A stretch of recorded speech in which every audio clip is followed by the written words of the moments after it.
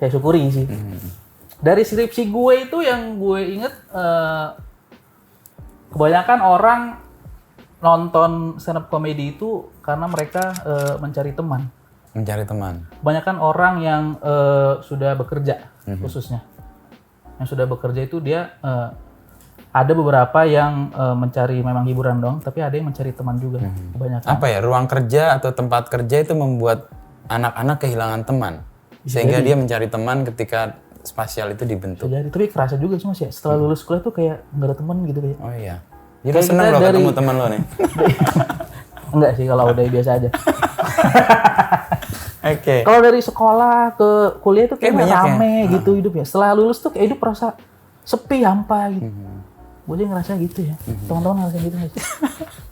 Gue dulu ngerasain sih. Nah, dalam konteks itu kan orang menyebut ada quarter life crisis ya. Di generasi lo kan tuh jadi bahan yang didengung-dengungkan. Lo mengalaminya nggak? Mengalami juga. Apa yang lo rasakan? Gue yakin semua orang mengalami itu deh. Yang lebih dirasakan itu kalau gue pribadi ketika nongkrong sama teman-teman nih, apalagi teman-teman gue ibaratnya orang-orang yang bisa dibilang pinter dan dari kalangan yang menengah ke atas gitu ya. Mereka itu kayak keren-keren gitu kerjanya. Teman-teman gue yang di Fakultas Teknik, Fakultas Ekonomi, angkatan, teman-teman angkatan. Kerjanya keren-keren di perusahaan-perusahaan yang multinasional gitu-gitu. Sedangkan gue kok gitu, maksudnya sebelum ada Semakin di Devan ya. Jadi itu menekan ya, itu jadi kayak krisis ya. Apa yang membuat lo kemudian ngerasa ya itu urusan dia lah? Apa lo taunya cuma dari IG doang atau dari medsos doang atau tahu secara langsung? Tahu secara langsung sih ngobrol. Dan itu menekan. Itu menekan. Cukup menekan ya tapi pada akhirnya itu tadi gue mengembrace apa yang gue punya aja gitu. Bahkan kekurangan lo embrace. Dan syukurnya ada deh Semakin di Devan. Jadi gue kalau nongkrong sama teman-teman yang tadi perusahaan multinasional gue nggak insecure lagi. Oke. Sejak kapan itu insecurity-nya hilang? Sejak adanya Semakin di Devan. Kapan itu? Sejak ya mungkin followernya 50.000 lah, lumayan bisa dipamerin. Sekarang udah 2 kali lipat kan dari 50.000? Sekarang udah 3 kali lipat. Oh 3 kali lipat kan. Apa yang kamu mau wujudkan dari akun itu? Semakin di Devan itu kan kayak jadi tempat di mana quarter life crisis lo udah lo selesaikan lah.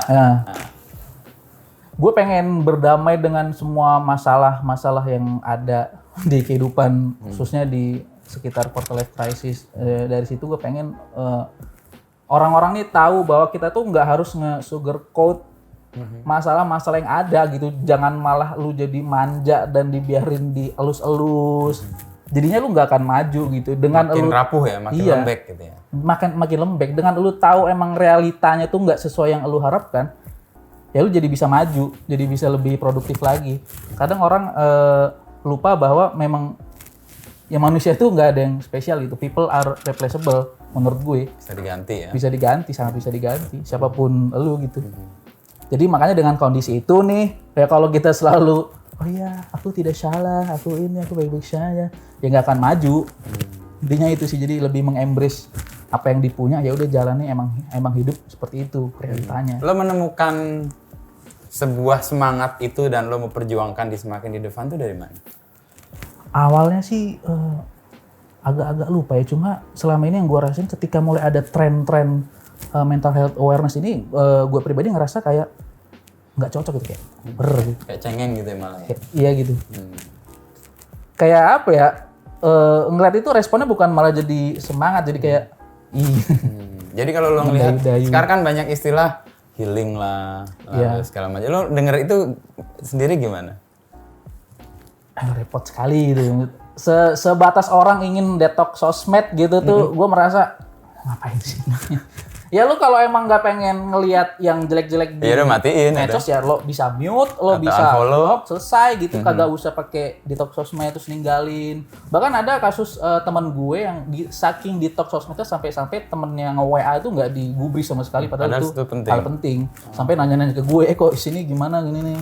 Ternyata dia lagi detox sosmed. Detox sosmed dalam konteks healing tadi? Healing tadi. Maksud gue ya ada fitur mute, block, dan lain-lain. Kayak ya kita mah sehari-hari kalau gabut ngapain?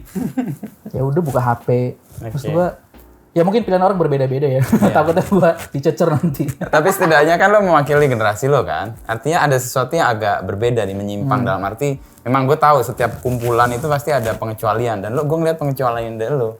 Dan pengecualiannya kan karena terbentuk tadi keluarga, teman main atau lingkungan bermain sama pendidikan tadi ya, yang mengubah setidaknya.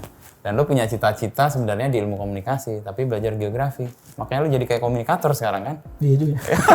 Dengan semakin di depan, pengen jadi stand up comedy kan sebenarnya inti dari komunikasi kan, storytelling kan iya, itu. Pengen. Menyampaikan pesan. Jadi nanti yang mau masuk suci berapa ya? Om Abdel.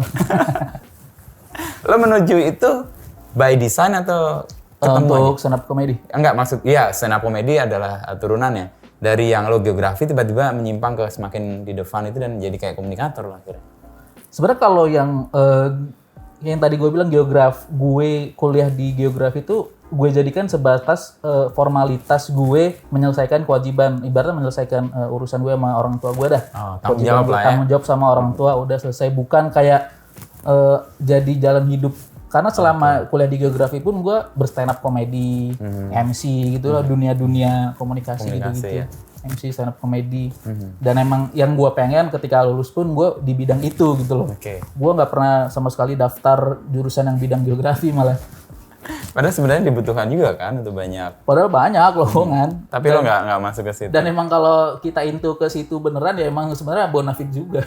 Tapi lo nggak masuk ke situ. Tapi gue enggak. Lebih karena tadi ya ingin memberikan pertanggungjawaban kepada orang tua. Lalu pendidikan lo pahami sebagai apa selain bahwa untuk bertanggung jawab pada orang tua yang sudah membiayai? Pendidikan yang sangat gue rasakan ketika ini blessing yang mungkin salah satu blessing terbesar di hidup gue adalah ketika gue keterima di UI. Dengan keterima di UI, ya kita nggak bisa menampilkan lah. Mungkin banyak orang yang bilang kuliah dimanapun itu sama aja. Yang penting orangnya gimana. Tapi pada kenyataan yang gue rasain, gimana pun alma mater itu pasti dilihat.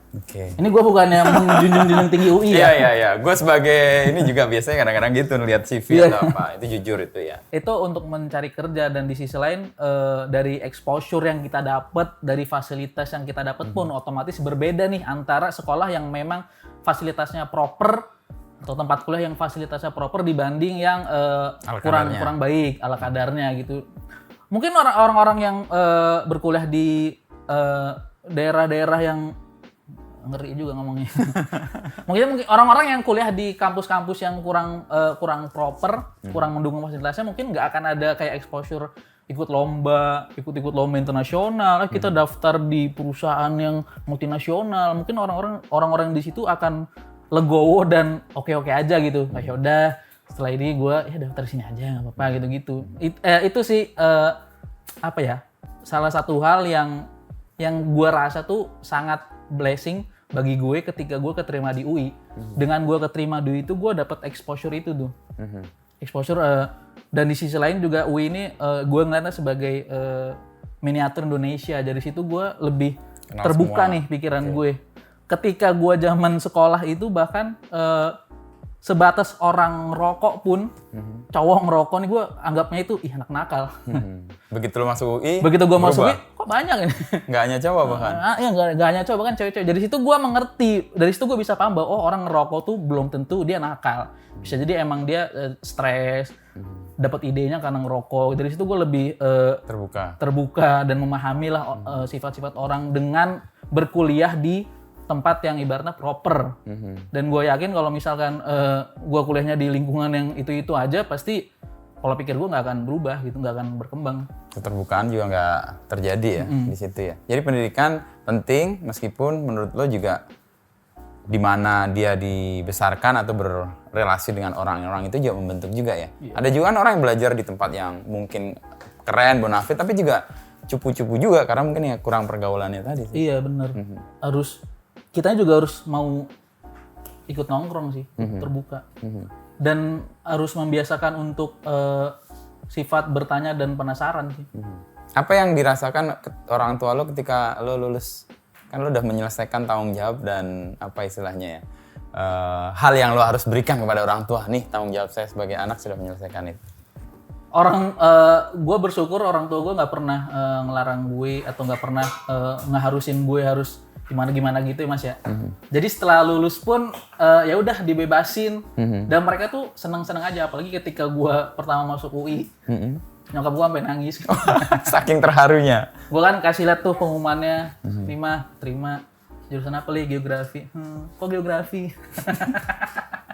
Apa yang dibayangkan waktu bercanda itu? Tapi memang dia terharu. Masuk UI ya. Di keluarga yang pertama lo kayaknya. Di keluarga gue yang pertama. Oh iya. Terima kasih telah mendengarkan podcast Beginu. Nantikan obrolan Wisnu Nugroho bersama narasumber inspiratif lainnya.